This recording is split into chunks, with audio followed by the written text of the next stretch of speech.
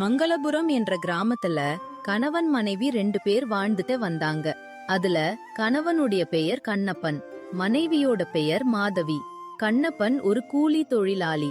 கிராமத்துல யார் என்ன வேலை கொடுத்தாலும் அத செஞ்சுட்டு அதுக்கான பணத்தை வாங்கிப்பான். ஏங்க, நானும் ரொம்ப நேரமா பாக்குறேன். நீங்க எதையோ யோசிச்சுட்டு இருக்கீங்க. உங்க மனசுக்குள்ள அப்படி என்னதான் ஓடுது? அதை என்கிட்ட சொல்லலாம் இல்ல? என்று மாதவி கண்ணப்பனிடம் கேட்டாள். நான் என்ன மாதவி யோசிக்க போறேன்? எதுவும் யோசிக்கல. நீயா ஏதாவது கற்பனை பண்ணிக்காத. ஏங்க, நான் உங்களோட மனைவிங்க. உங்களோட முகத்தை பார்த்தே நான் சரியா சொல்லிடுவேன். நீங்க நல்லா இருக்கீங்களா இல்ல குழப்பத்துல இருக்கீங்களான்னு. மாதவி கேட்டதற்கு பதில் கூறாமல் கண்ணப்பன் எதையோ யோசித்துக் கொண்டே இருந்தான். ஏங்க, நான் உங்ககிட்ட தாங்க பேசுறேன். நான் பேசுற எல்லாத்தையும் கேட்டுட்டு எதுவுமே பதில் சொல்லாம சில மாதிரி அமைதியா இருந்தா எப்படிங்க? மாதவி, ஒரு மனைவியா நீ என்ன அன்பா பாத்துக்கிற. நான் ஆசைப்பட்டதெல்லாம் எனக்கு விதவிதமா சமைச்சு போடுற. வெளியில கஷ்டப்பட்டு வேலை செஞ்சுட்டு வீட்டுக்கு வந்தா குளிக்க வெந்நீர் வச்சு தர. தூங்குறப்போ உடம்பு வலிச்சா கை கால் புடிச்சு விடுற. என்ன எந்த குறையும் இல்லாம நீ நல்லா பாத்துக்கிற. ஒரு மனைவியா என்னுடைய கணவனான உங்களை நான் நல்லா தான் பாத்துக்கிறேன். இதுக்கு நீங்க சந்தோஷம் தாங்க படணும். ஏன் சோகமா இருக்கீங்க?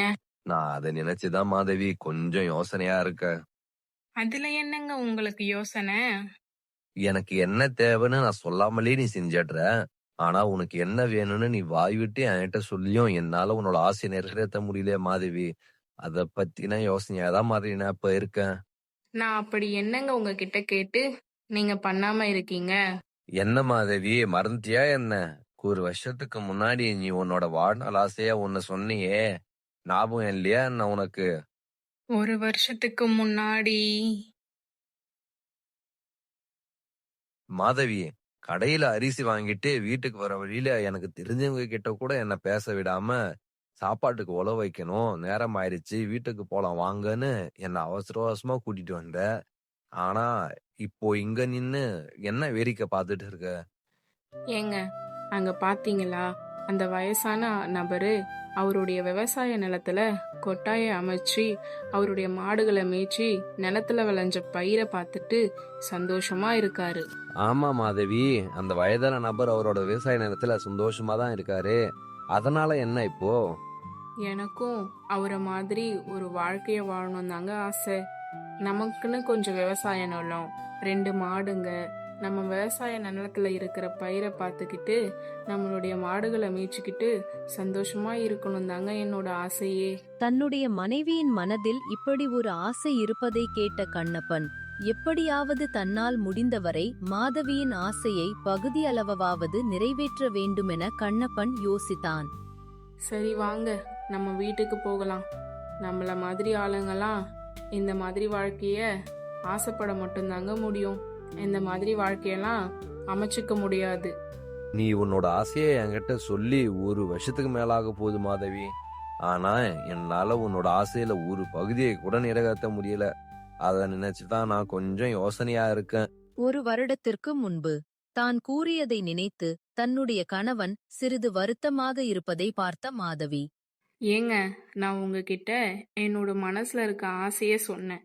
அதை நீங்க நிறைவேற்றணும்னு நான் எதிர்பார்க்கல. நான் உங்ககிட்ட சொன்ன என்னோட ஆசையெல்லாம் நானே நினைச்சாலும் நிறைவேறாது, நீங்க நினைச்சாலும் நிறைவேறாது. நம்ம வாழ்க்கையில ஏதாவது அதிர்ஷ்டம் நடந்தாதான் நிறைவேறும். அதை பத்தி நீங்க யோசிக்காம நாளைக்கு எங்க வேலைக்கு போறதுன்னு யோசிங்க என்று கூறி கண்ணப்பனை மாதவி சமாதானம் செய்ய முயற்சி செய்தாள். ஆனால் கண்ணப்பன் மறுபடியும் அதையே யோசித்து எதுவும் பேசாமல் அமைதியாக இருந்தான். ஏங்க, நான் தான் சொல்றேன் இல்ல, அதை பத்தி யோசிக்கிறத விடுங்க. நாளைக்கு எதுவும் வேலை இல்லைனாலும் பரவாயில்ல. நீங்க வீட்ல அமைதியா படுத்து ஓய்வெடுங்க. மறுநாள் ஏதாவது வேலை இருந்தா போய்க்கலாம். இல்ல மாதவி, நாளைக்கு வேலைக்கு போயே ஆகணும். மர வியாபாரி சோமசுந்தரம் நாளைக்கு மர வெட்டுற வேலை இருக்குன்னு சொல்லியிருக்காரு. நானும் கண்டிப்பா வரேன்னு சொல்லிட்டேன். வரேன்னு சொல்லிட்டு போகாம இருந்தா அது தப்பாயிடும். மரம் வெட்டுற வேலைன்னா காலையில சீக்கிரம் போகணும்ல. அப்போ சீக்கிரமா சாப்பிட்டு படுத்து தூங்குங்க. அப்பதான் காலையில சீக்கிரமா எழுந்து வேலைக்கு போக முடியும். என்று கூறினாள் மாதவி. அதன் பிறகு கண்ணப்பனும் மாதவியும் சாப்பிட்டு உறங்கினர். மறுநாள் காலையில் சீக்கிரமாக எழுந்த கண்ணப்பன் மரம் வெட்டும் வேலைக்கு சென்றான். மரம் வெட்ட சென்ற இடத்தில் மிகவும் திறமையாக மரங்களை வெட்டினான். இதை அனைத்தையும் பார்த்து கொண்டிருந்த மர வியாபாரி சோமசுந்தரம் வேலைகள் முடிந்த பிறகு கண்ணப்பனை அழைத்து, கண்ணப்பா, இங்க மரம் வெட்ட வந்தவங்களே நீ தான் ரொம்ப சுறுசுறுப்பா வேலை பார்த்த. நீ வேலை செய்யற விதத்தை பார்த்து நானே ஆச்சரியப்பட்டுட்டேன். மத்தவங்களுக்கு தர பணத்தை விட 5 வரவன் உனக்கு நான் கூடுதலா தரேன். ஆனா நீ யாருக்கிட்டையும் இதை பத்தி சொல்லக்கூடாது, சரியா? அது மட்டும் இல்லாம இங்க எனக்கு மரம் வெட்டுற வேலை முடிஞ்சிருச்சு. இதுக்கப்புறம் நாளைக்கு மறுநாள் நம்மளோட பக்கத்து கிராமத்துலதான் மரம் வெட்டுற வேலை இருக்கு. வேணும்னா நீயும் பக்கத்து கிராமத்துக்கு மரம் வெட்டுற வேலைக்கு வரதுன்னா வா. 4 நாட்களுக்கு உனக்கு தொடர்ந்து அங்க வேலை இருக்கும். இல்லப்பா சோமசுந்தரம், 4 நாட்களுக்கு தொடர்ந்து வேலை இருக்குன்னா அங்கவே தங்குற மாதிரி இருக்கும். என்னோட மனைவி மட்டும் வீட்டுல தனியா இருப்பா, நான் வரலப்பா. கண்ணப்பா, 4 நாட்கள் தானப்பா. நீ அங்க வேலைக்கு வந்தா தங்குறதுக்கும் சாப்பாட்டுக்கும் நானே பாத்துக்கிறேன். அங்க வேலை கொஞ்சம் கஷ்டமா இருந்தாலும் உனக்கு 2 மடங்கு பணம் கிடைக்கும். யோசிச்சுக்கோ. சோமசுந்தரம் கூறியதை கண்ணப்பன் தன் மனைவியிடம் கூறினான். 4 நாள் தானங்க, நான் சமாளிச்சுக்கிறேன். நீங்க போயிட்டு வாங்க. மாதவி இப்படி கூறியதால் பக்கத்து கிராமத்திற்கு வேலைக்கு செல்ல முடிவு செய்தான் கண்ணப்பன்.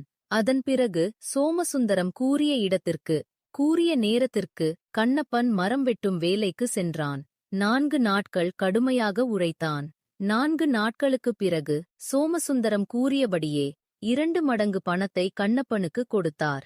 அந்த பணத்தை பெற்றுக்கொண்ட கண்ணப்பன் தனது கிராமத்திற்கு திரும்பிச் சென்று கொண்டிருந்தான். அப்பொழுது அவன் நடந்து செல்லும் பாதையில் ஒரு சங்கு ஒன்று கிடப்பதை பார்த்தான். அந்த சங்கை பார்த்தவுடன் அது ஏதோ தெய்வீக தன்மையுடைய சங்கு போல அவனுடைய கண்ணுக்கு தெரிந்தது.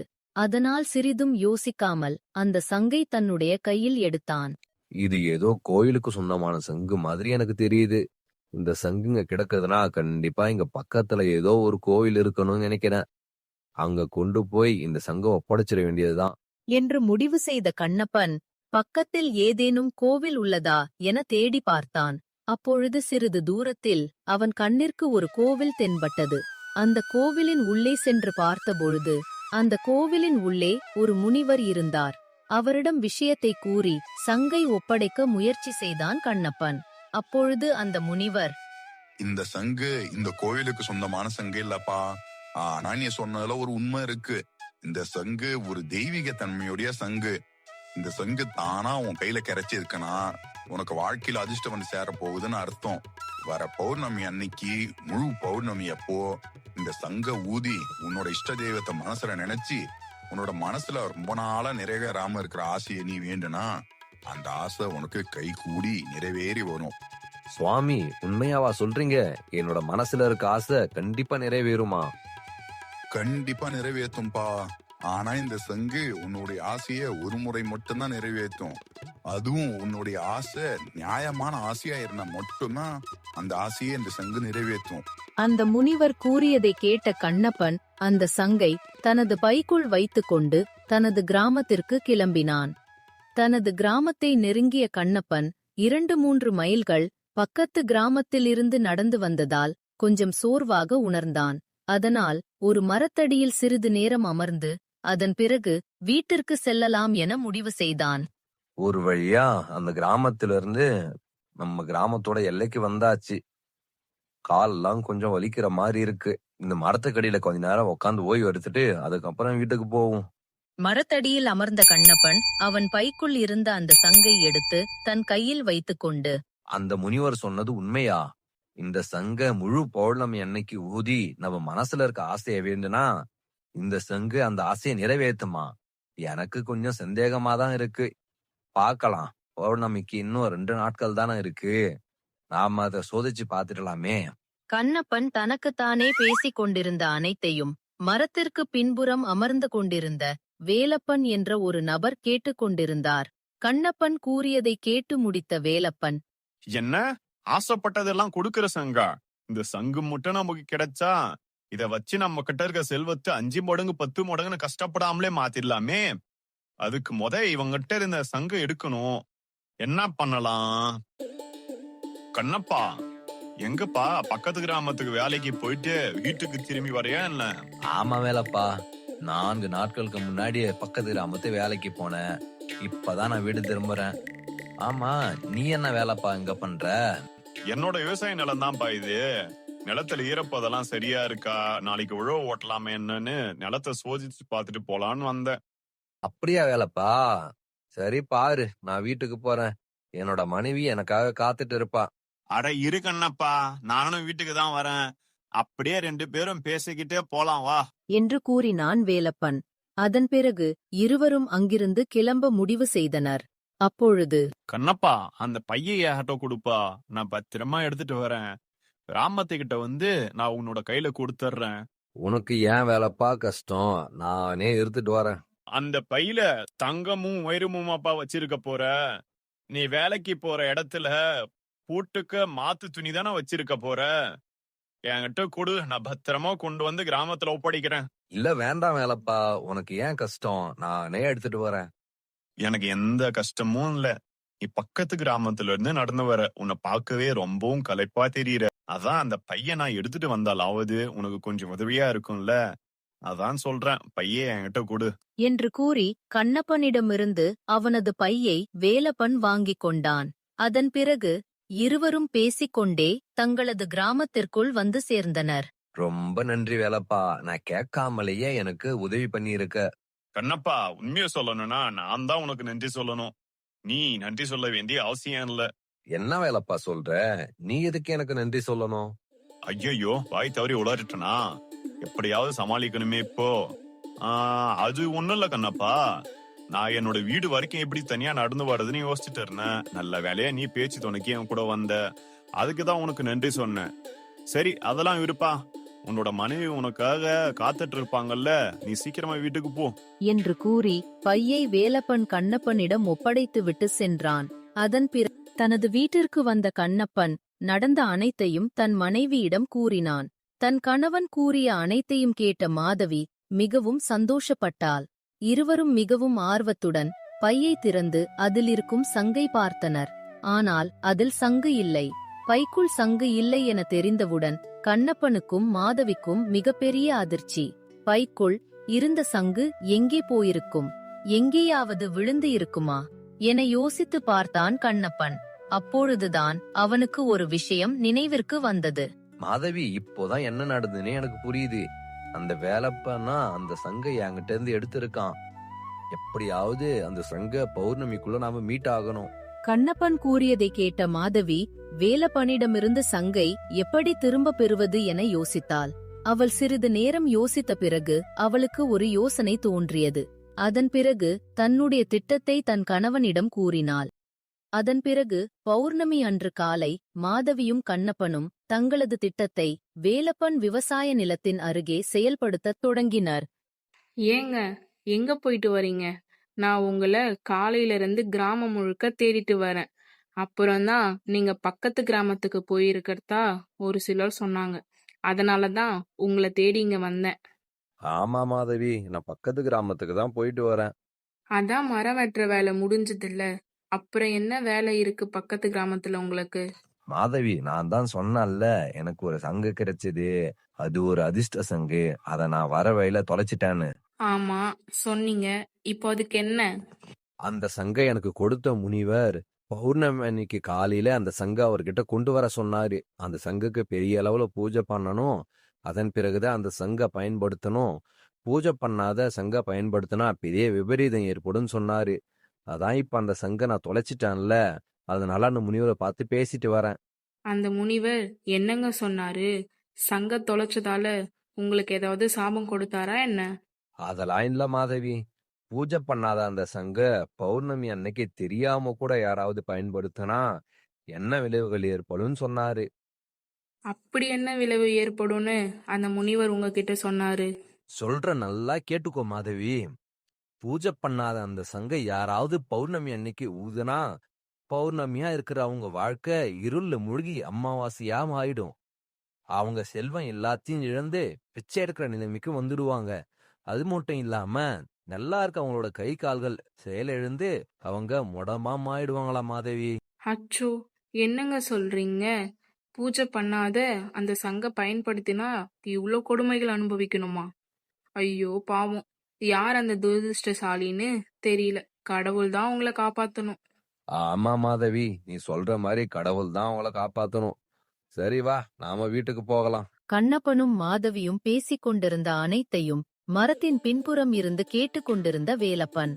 இருக்கிறதையும் இழந்து கை கால்லாம் முடமாகி பிச்சை எடுக்கணுமா? என்கிட்ட இருக்கிற நிலம் செல்வமே எனக்கு போதும். இதுக்கு மேல பேராசைப்பட வேணாம். அந்த சங்க அந்த கண்ணப்பங்கிட்ட ஒப்படைக்கிறதா நமக்கு நல்லது என்று முடிவு செய்த வேலப்பன் அன்று மாலையே அந்த சங்கை கண்ணப்பனிடம் கொண்டு சென்று ஒப்படைத்தான். ஏன்பா கண்ணப்பா, பைக்குள்ள இருந்த சங்கு தொலைஞ்சிருச்சுன்னு என்கிட்ட வந்து சொல்லி இருக்கலாம்ல. என்னோட விவசாய நிலத்து வழியா கடந்து போன யாரோ தான் இந்த சங்க தெரியாம விட்டுட்டு போயிட்டாங்கன்னு பத்திரமா எடுத்து வச்சிருந்தேன். யாராவது வந்து கேட்டா குடுக்கலாம்னு. ஆனா யாரும் வந்து கேட்கல. அப்புறம் தான் நீ அன்னைக்கு அந்த மரத்தடியில உட்கார்ந்து இருந்து எனக்கு ஞாபகம் வந்தது. இந்த சங்கு உன்னோட பைக்குள்ள இருந்துதான் விழுந்திருக்கணும்னு தோணுச்சு. அதான் உங்ககிட்டயே அந்த சங்கு கொண்டு வந்து ஒப்படைச்சிட்டேன். வேலப்பா, இந்த சங்கு என்னுடையதுதான். உனக்கு இந்த சங்கு பிடிச்சிருந்தா நீயே கூட இந்த சங்க வச்சுக்கோப்பா. எதுக்கு? என்னோட கை கால கலகாம போறதுக்கா? அதெல்லாம் வேணாம்ப்பா. உங்க பொருள் அவங்க கிட்ட தான் இருக்கணும். அதுதான் முறையும் கூட. என்று கூறிவிட்டு அந்த சங்கை திரும்பிக் கூட பார்க்காமல் அங்கிருந்து வேகமாக சென்று விட்டான் வேலப்பன். வேலப்பன் சென்ற பிறகு தங்களது திட்டம் நிறைவேறியதை நினைத்து இருவரும் மகிழ்ச்சி அடைந்தனர். அதன் பிறகு அன்று இரவு முழு பௌர்ணமியின் பொழுது அந்த சங்கை ஊதி தங்களது இஷ்ட தெய்வத்தை நினைத்து தங்கள் மனதில் உள்ள ஆசையை வேண்டிக் கொண்டனர் கண்ணப்பனும் மாதவியும். அதன் பிறகு இருவரும் படுத்து உறங்கிவிட்டனர். மறுநாள் காலை விடிந்தது. கண்ணப்பா, கொஞ்சம் வெளியில வந்து பாருப்பா, யார் உன்னை தேடி வந்திருக்காங்கன்னு. இவ்வளவு காலையில் தன்னை யார் அழைப்பது என வெளியில் வந்து பார்த்த கண்ணப்பனும் மாதவியும் மர வியாபாரி சோமசுந்தரம் அவர்களது வீட்டு வாசலில் நின்று கொண்டிருப்பதை பார்த்தனர். மேலும் சோமசுந்தரத்துடன் யார் என்றே தெரியாத ஒரு நபரும் நின்று கொண்டிருந்தார். யார் சோமசுந்தரம் இவரு? இவர் எதுக்கு என்ன தேடி வந்திருக்காரு? இவர் தான்பா நம்மோட பக்கத்து கிராமத்துல வாழ்ந்துட்டு வர சிதம்பரம் பண்ணையாரு. இவர் தோட்டத்துலதான் நீ அன்னைக்கு மர வெட்டுற வேலைக்கு வந்த. இவருக்கு இன்னைக்கு பிறந்த நாள். இவரோட பிறந்த நாள் அன்னைக்கு கஷ்டப்படுற ஏதாவது ஒரு குடும்பத்தை தேர்ந்தெடுத்து அந்த குடும்பத்துக்கு தன்னாலான உதவியை பண்ணி அந்த குடும்பத்தை முன்னேற்றணும்னு உன்னை தேடி வந்திருக்காரு. தம்பி, நீ என்னோட தோட்டத்துல வேலை செய்யும் பொழுது உன்னை நான் பார்த்து இருக்கேன். நீ மிகவும் சுறுசுறுப்பாகவும் திறமையாகவும் வேலை செஞ்ச. ஆனா ஏன் தெரியல, நேத்து இரவுல இருந்து உனக்கு ஏதாவது உதவி பண்ணணும்னு எனக்குள்ள தோணிக்கிட்டே இருக்கு. அதான் காலையிலே எழுந்ததுமே சோமசுந்தரத்தை வரவழைச்சு உன்னோட வீட்டை தேடி கண்டுபிடிச்சு இங்க வந்துட்டேன். சிதம்பரம் பண்ணையார் கூறியதை கேட்ட பிறகுதான் கண்ணப்பனுக்கும் மாதவிக்கும் இது அனைத்தும் அந்த அதிர்ஷ்ட சங்கின் வேலை என்பது புரிய ஆரம்பித்தது. உங்களோட கிராமத்துல எனக்கு சொந்தமான 4 ஏக்கர் நிலம் இருக்கு. அத உனக்கும் உன்னோட மனைவிக்கும் ஒப்படைக்கிறேன். அது மட்டும் இல்லாம என்னோட மாட்டு பண்ணையில இருந்து 4 மாட்டையும் தரேன். மாட்டு கொட்டையை அமைக்க பணமும் தரேன் என்று கூறி நிலத்துக்கான பத்திரத்தையும் சிறிது பணத்தையும் கண்ணப்பனிடம் ஒப்படைத்தார் சிதம்பரம் பண்ணையார். நிலத்துக்கான பத்திரத்தையும் பணத்தையும் உங்ககிட்ட ஒப்படைச்சிட்டேன். நான் சொன்ன மாதிரி 4 மாட்டையும் மாலைக்குள்ள என்னோட ஆளுங்க உங்ககிட்ட ஒப்படைச்சிடுவாங்க. நீங்க அந்த மாட்டையும் நிலத்தையும் வச்சு வாழ்க்கையில நல்லபடியா முன்னேறுங்க என்று கூறிவிட்டு சிதம்பரம் பண்ணையாரும் சோமசுந்தரமும் அங்கிருந்து சென்று விட்டனர். ஒரு வழியாக தன்னுடைய வாழ்நாள் ஆசை நிறைவேறியதை எண்ணி மாதவியும் தன் மனைவியின் ஆசை நிறைவேறியதை எண்ணி கண்ணப்பனும் மிகவும் மகிழ்ச்சி அடைந்தனர்.